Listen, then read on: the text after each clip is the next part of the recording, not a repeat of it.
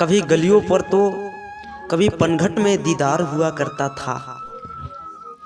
न दिखने पर यहाँ आशिक मायूस हुआ करता था।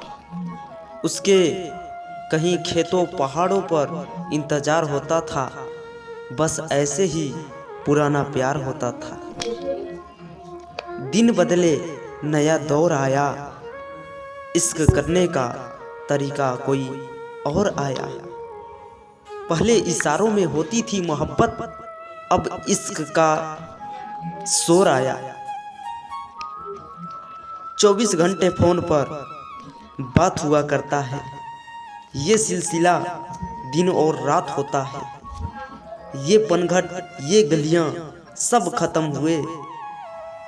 अब सीधे ओयो पर मुलाकात होता है। पुराने दौर को जिंदा एक बार फिर से रखना है। मुझे उस जमाने सा तुझसे प्यार करना है। मैं चांद राजा।